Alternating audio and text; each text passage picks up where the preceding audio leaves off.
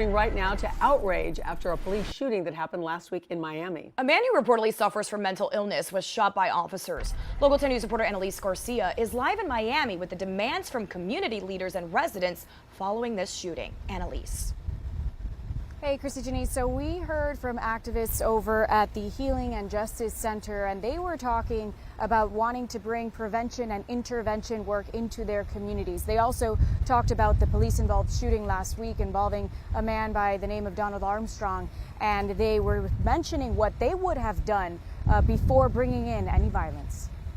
We're standing here today to say, listen, no matter what you're funding, fund this.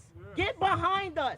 Stand with us so we can end violence on all spectrums. Several organizations gathered in a northwest Miami-Dade neighborhood Thursday afternoon at the scene of a police-involved shooting that happened last week, where a man was shot while experiencing a mental health crisis. That man's name is Donald Armstrong. Officers responded to the area after receiving calls about an aggressive man with a sharp object. 47-year-old Armstrong, a South Florida man with a troubled past and a criminal record. Video captures the shooting. Armstrong appears erratic. We see officers deploying non-lethal force trying to subdue him, but it doesn't work. A family member is right next to him, also trying to calm him down. Officers again shoot their taser. He starts to stumble towards officers while swinging the object in his hand. Police shoot, about 9 shots fired. Armstrong's cousin Lonnie watched all this happen. I don't think the police life was in no danger at no time. I said, my cousin have a mental problem. You know, y'all need to check with somebody. I said this loud and clear.